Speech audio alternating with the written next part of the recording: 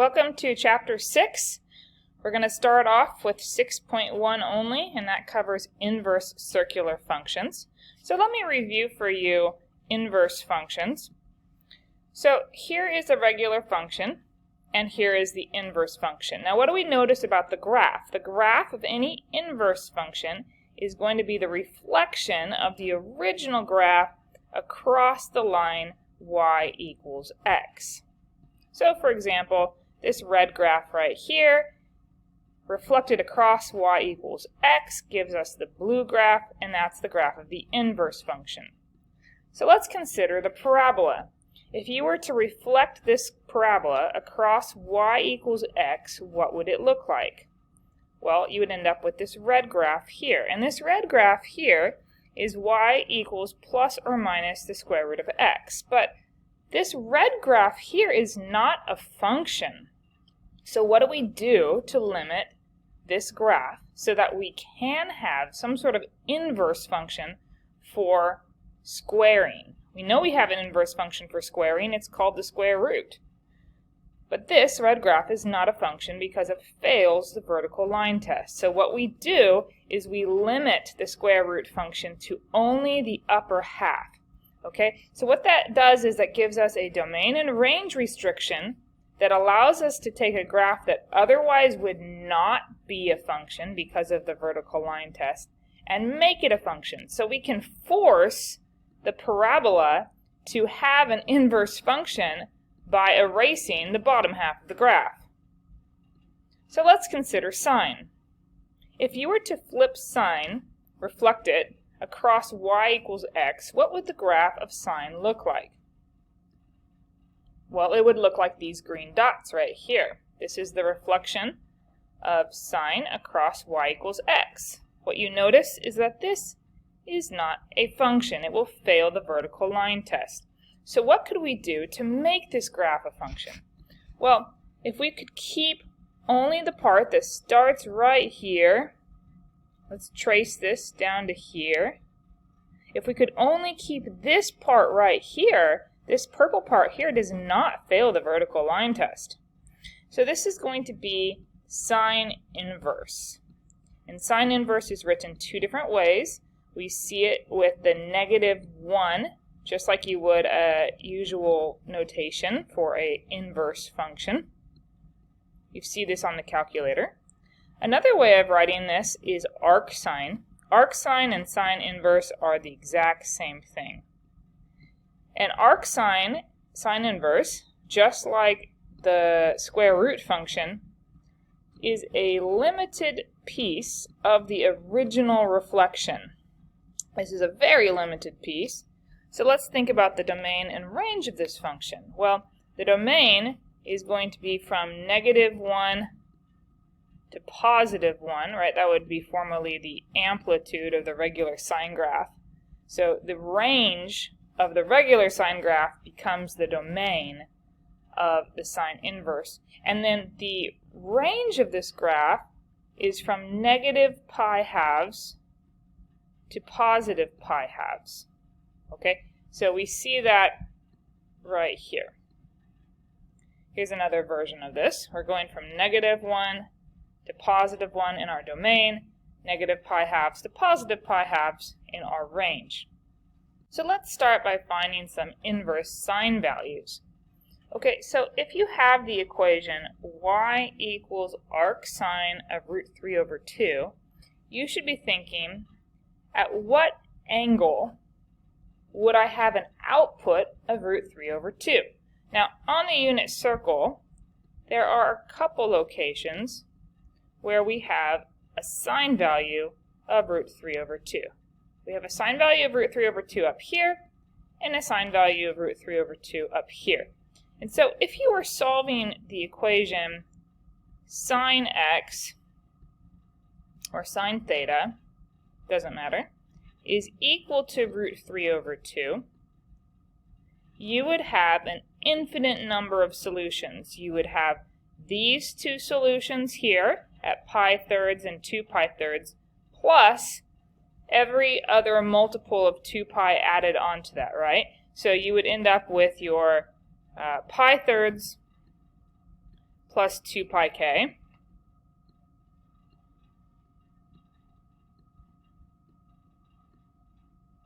And then you would have 2 pi thirds plus 2 pi k. Now this great number of solutions only occurs when you are solving an equation like this. Notice that this equation is not written where the variable is after the sine function. Instead, we have an arc sine. Okay, and so this is going to limit us to a single answer. And that single answer has to fall in this range. So we are only looking from negative pi halves to positive pi halves. And from negative pi halves to positive pi halves, in that moon, so to speak, you have only one value where the sign of that value will give you an output of root 3 over 2, and that value is pi thirds. And so you could think about this graphically if you want. I think about it, I memorized it like this, okay? I categorized, so we've got sine, arc sine, and its reciprocal would be cosecant, and also tangent. All of these are going to have a restriction that's going to look like a moon. It's actually the negative pi halves to positive pi halves range. So all your values will end up having to be between negative pi halves and positive pi halves. So I call these the moon functions. And then we're going to compare that to the other three. The other three, of course, are going to be inverse cosine, also known as arc cosine. Its reciprocal, secant. By the way, I'm doing something very bad here. I'm writing functions without an angle after them. And you should never do that. I'm just doing that to save time here, so that you can keep track of the fact that I'm talking about arc cosine, arc secant, and arc cotangent. These are my rising sun functions, okay? So all of them are going to be restricted from 0 to pi. So remember that these ones are in the rising sun, and these ones are in the moon. That helps me a lot. So, for example, if you look here at this equation, y is equal to arc cosine of 0. Okay, so notice they put this range down here, 0 to pi, and that is going to be what? The rising sun. Why? Because arc cosine is one of our rising sun functions. This goes from 0 to pi. So we need to find a value for cosine. Where do we have a cosine value of 0 in the rising sun? The cosine value of 0 occurs right here at pi halves. So that's how they're getting their pi halves answer. Now they're looking at the graph. I like to think in terms of the unit circle. So it's up to you. You can think of the unit circle like I do with the moons and the suns. Or you can pay attention to the graphs. Either way it works as long as you understand the concept. So for example, if you look at these particular equations here, we have the theta is equal to arc tangent root 3. So what I would do to solve this equation is I would draw my moon, because I remember that arctan is a moon function. And now I'm looking from negative pi halves to positive pi halves for a value where tangent is equal to root 3. And that occurs at only one spot, and that would be up here at pi thirds. In this case, it happens to be giving you a degree answer. But whether you're in degrees or in radians just has to do with the directions. So either way, you get the idea though, that at pi thirds or 60 degrees, you end up with a value that is in this moon. So it's in the acceptable range from negative 90 to positive 90, or negative pi halves to positive pi halves. And it's the one spot in this entire moon where the tangent value is root 3. Likewise, inverse cosecant or arc cosecant, you can call it either way, is also going to have the moon. So we're looking for a value where sine is negative root 2 over 2. So that would occur down here. Now, notice on the unit circle, if you come down to this location right here, oh, and I said sine because I was thinking of the reciprocal, right? So if somebody asks me where is cosecant equal to negative root 2, I automatically will flip that over in my head and ask, okay, cosecant is negative root 2, where sine is the reciprocal of this number. And the reciprocal of that number is negative root 2 over 2. Now on the unit circle, typically this value right here, if you were to go all the way around, is 315 degrees, right? But 315 degrees is coterminal with negative 45. So how do we know which one is the answer? Negative 45 has to be the answer because this moon goes from negative 90 degrees to positive 90 degrees. So if you go down to the fourth quadrant, you're going to be going into negative degrees here. So you do not want to answer that this is 315 degrees. You want to answer that this is negative 45 degrees because it's negative 45 degrees. That's between 0 and negative 90. So we don't want that one. Now you can find inverse functions with a calculator. So in order to type this one in, inverse secant of negative 4. So there's not going to be an inverse secant button on your calculator. What you would have instead is to remember that secant is negative 4 wherever cosine is negative 1/4, right? You just go to the reciprocal. So in order to solve this equation in your calculator, you're going to use the arc cosine with the reciprocal value of what you had here. So if you type in arc cosine of negative 1/4, assuming that you are in radian mode on the calculator, always pay attention to what mode you're in, you're going to be giving a value here. And this output on the calculator will always be in the rising sun. I should have done that in red to keep my colors coordinated. So the rising sun for cosine and secant only. And so all the outputs of the calculator is going to follow this because this has to be a function on the calculator. So it will always give you an output. And remember, this is pi, and pi is approximately 3.14. So you're getting a value that's about right here, and that's your 1.82 radians is about right there. Now I assume that after 13 minutes of explanation your brain may have already turned to jelly. So let's go ahead and go to some practical problems here. Homework problems. How do you get through your homework? That's what you want to know. Okay, so I have increasingly been adding these boxes here that help you. So if you really want to integrate the textbook with your learning, which I recommend, and maybe for people more of my generation that tends to be the case, but I have put where you can find a lot of information relating to individual problems. So let's see, we're going to match this graph to its equation. Not all equations will be used. Let's try to figure out what it is before we even look at the options, shall we? By the way, there's this magnifying glass, and you can click on it, and then you can get an up-close view. So what you want to do is you want to think of, okay, what is this the reflection of? If I were to reflect this, what would it look like? It would look something like this. Ooh, what does that look like? That's a tangent function, right?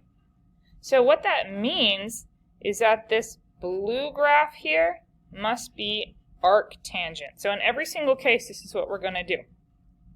We're going to find the reflection. Okay, so this must be the arctangent. What is this a reflection of? Let's figure this one out. So if I were to reflect this, it would go, where's my pencil? Here's my pencil. A reflection of this would end up looking like that. What does that remind you of? Cosine, right? That's a cosine graph. So then you know that this blue one is arc cosine. And remember that arc cosine is a rising sun, which means it goes from 0 to pi, and that's precisely what we see here, 0 to pi.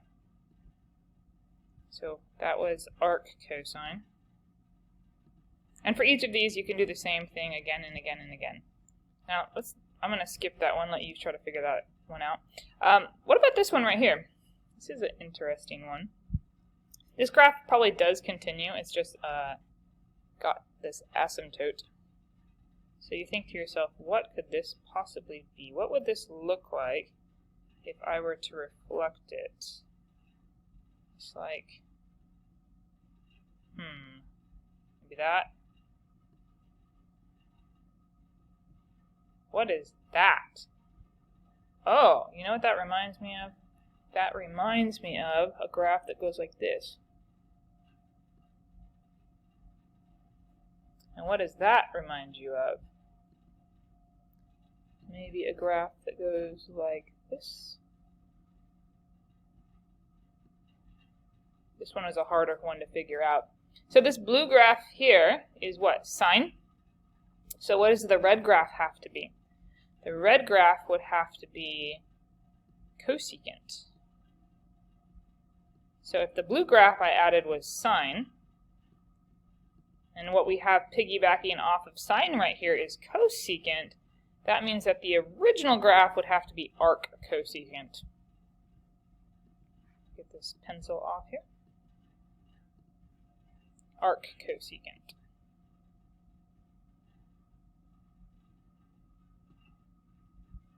Okay, so for these next ones, I'll do one of each of these. So we're looking at arc sine for number 2. And remember that arc sine is going to be a moon. So draw the moon, or you can just think of the moon in your head. And we're looking for a value where sine has a value of -1/2, which occurs right here, down there. That's where sine has a -1/2. And normally that would be 11 pi 6, but we need to go down towards a negative pi half. So this one right here is a negative pi 6.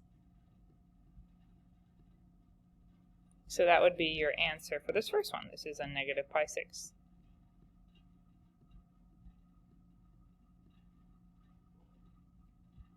Okay, so what about this graph right here? Well, we're dealing with the exact same function. Instead of writing it as a sine -1, inverse sine, this is arc sine, but it's the same function. So now we're looking for where arc sine would be, where sine would have a value of -√3/2 would be way down here, right?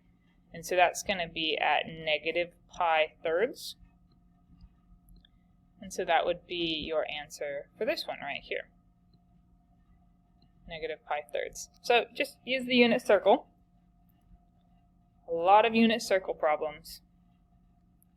Okay, so here we come to arc cosine or cosine inverse. Okay, sorry about that. Okay, so cosine inverse, we're looking for where cosine would have a value of -√3/2. And that is way over here. And what value is that? That is 5 pi 6, right?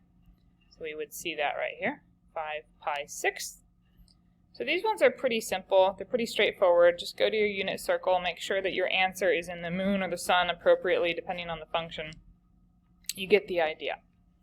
Okay, so now let's look at tangent. Tangent is like sine. It has the moon. There are 3 with the moon and 3 with the sun. And tangent has a moon. So now we're looking for a value where tangent would be 1/√3. They did not rationalize this. This would occur where you have a 1/2 over √3/2. Both would have to be positive or both would have to be negative. That's going to restrict us up here. And so a 1/2 over √3/2 would occur down here because you need a sine over cosine. So since the sine here is 1/2 and the cosine is √3/2, 1/2 over √3/2 is the same as 1/√3. So this would be pi 6. And you see that answer right there. Okay, so now this is without using a calculator. Find the exact value of secant inverse. And we are in radians. Okay, so remember this, that secant inverse, if we want to think about secant inverse, then we want to rewrite it or rethink it as cosine inverse of the reciprocal of this number right here. So to find the reciprocal of this number, of course, that's 1 over that number. Flip it over. Now we multiply by root 3 over root 3, and the result is negative 3 root 3 over 2 times 3. These 3's are going to cancel, and so we end up with negative root 3 over 2. So we could rewrite this here. So what we've done has not involved the use of a calculator. We rethink cosecant inverse in terms of cosine inverse. And now cosine inverse, of course, cosine is one of the rising sun functions. So we're going to go back over here, and that would be 5 pi 6.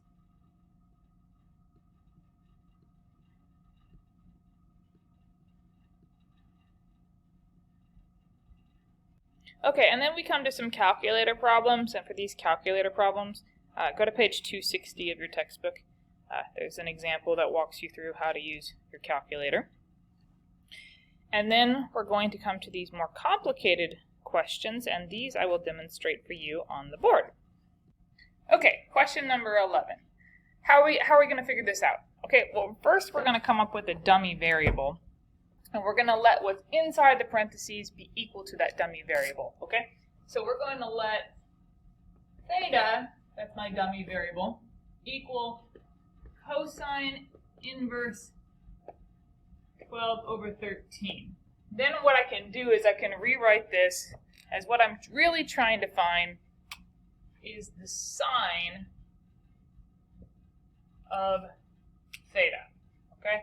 So that's my quest. I'm trying to find the sine of theta. I just realized the glare was interfering over there, so hopefully that's a little bit better. Okay, so theta is equal to the cosine inverse of 12 over 13. We're just doing this substitution.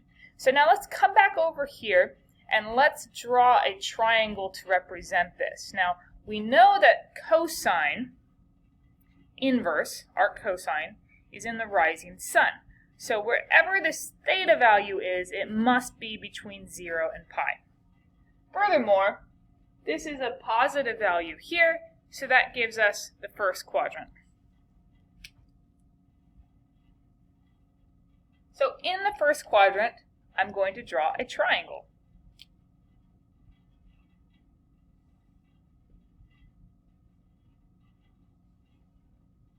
And we're going to have theta as our angle. So think about cosine's ratio. Cosine is adjacent over hypotenuse. So this 12 over 13 is going to be the adjacent over hypotenuse ratio.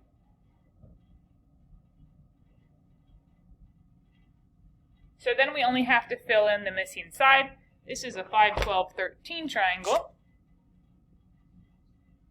So now, what is the sine of theta?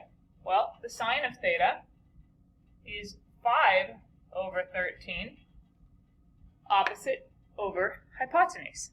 It's that simple. Okay, so I did the first one here. I'm not going to do both of them because I can see here that this 4, 5 number means that I'm going to have a 3, 4, 5 triangle, and I'd rather show you something a little more interesting, such as a problem that had radicals. So let's go over here now to sine of cosine inverse 2/3. We'll do question number 12 next. Sorry, so this is question number 12, and this problem is basically the same as question number 11. So I have 2/3 instead. So theta is going to be equal to arc cosine of 2/3. I'm going to label my triangle 2, 3, root 5. I used the Pythagorean theorem, right, to figure out that missing side since this is not a Pythagorean triple. And then I have the sine of theta is therefore square root of 5 over 3, opposite over hypotenuse. Really straightforward. Okay, so for my next one, I'm going to do question number 13, which is this cosecant of tan inverse of negative 2/3. Okay, so for starters, I'm going to have what's in parentheses here be equal to some variable that I choose. I'll just use theta again.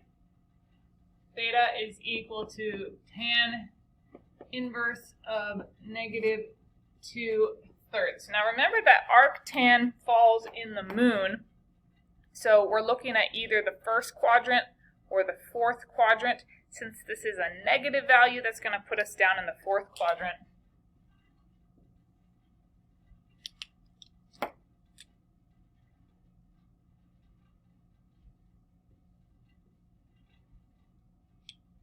So now technically, theta goes all the way around like that, but this reference angle, we can label it theta. Sometimes diagrams will have theta here, and then for the reference angle, they'll have theta prime. That's maybe a more technical way of doing it if you want theta here on the outside, and then theta prime inside the reference triangle. But if you write theta inside the reference triangle, I am not going to fault you for that. Okay, so for tangent, we have opposite over adjacent. So we have to remember that one of these has to be negative and one of these has to be positive for us to have a negative ratio. And since this is going down, this side is going down, so this must be the negative side. So don't automatically assume that the number on top is going to be negative, right? So this is opposite over adjacent. And now we can use the Pythagorean theorem to figure out the missing side. So 2 squared plus 3 squared is 13. So our other side is root 13. Now, cosecant of theta is the same as 1 over sine. And if sine is opposite over hypotenuse, then cosecant must be hypotenuse over opposite. So the hypotenuse is root 13, and the opposite is negative 2. So you could alternatively write that with a negative on top or out in front. The negative can be at the bottom in the denominator, in the numerator, or out in front. Okay, so now let's look at questions 16, 17, and 18. Arcsine and sine are inverse functions of each other, right? So what happens when you compose a function with its inverse? You end up getting back the x. Now, in these problems, we have to be especially careful, though, because this output that we have here must fall in the moon or the sun, depending on the function. So this is sine. We have to make sure that this output is, which is negative 5 pi over 12. You don't just look at what this is. You have to check to make sure that this number here is actually in the correct region of the unit circle. So we were able to pick that one. Oh, this is supposed to be purple. Color coordination here. So for my moon, oh, that's bad. Let me just erase that. Okay, so that's better. Negative 5 pi 12ths is down here. And so as long as your value is actually between negative pi halves and positive pi halves, then that's fine. You can use the exact same number that you have here. Okay, but now let's look at this. Negative 21 pi over 10, that is not in the negative pi halves to positive pi halves moon, is it? So for one thing, 21 divided by 10 is 2.1. So this is negative 2.1 pi, which means that you're going all the way around and you're going to something back here in the fourth quadrant, but you went all the way around the circle before you came back to the fourth quadrant. So this value right here that's in the fourth quadrant, we need to find something that is coterminal with this that is right here. So that would end up being negative pi over 10.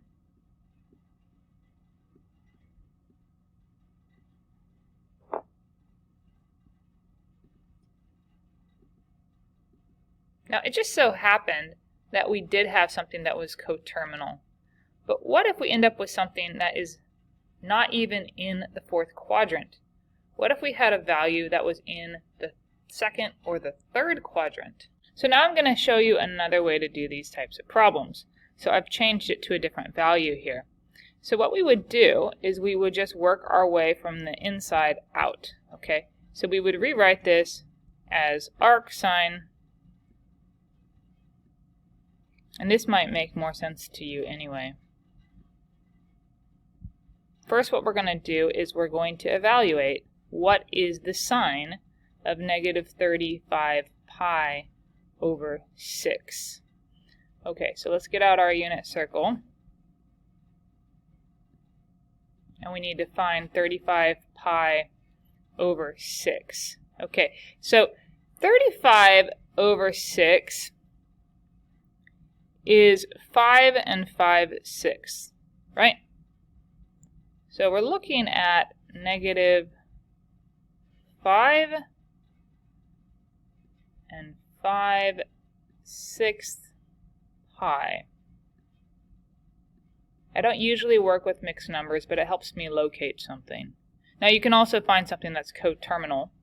So if I go around here once in the negative direction, that's 1 pi, negative 1 pi, negative 2 pi, negative 3 pi, negative 4 pi, negative 5 pi, negative 5 pi 6 is way up here. In other words, this value right here is going to be coterminal with positive pi 6. So what is the sine of negative 35 pi over 6? It's going to be the same as the sine of pi 6, and that is 1/2.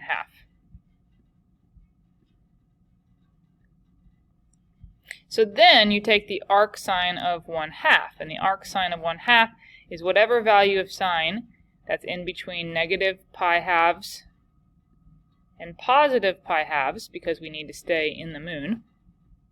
What value between negative pi halves and positive pi halves has a sine value of positive 1/2? And of course the answer is pi 6. So that's how you do a problem like that. Okay, so now let's go down to question number 18. We're going to find the arctangent of the tangent of 23 pi over 10. So one thing you could do is find the tangent of 23 pi over 10. So let's draw our unit circle. 23 pi over 10 is coterminal with 3 pi over 10.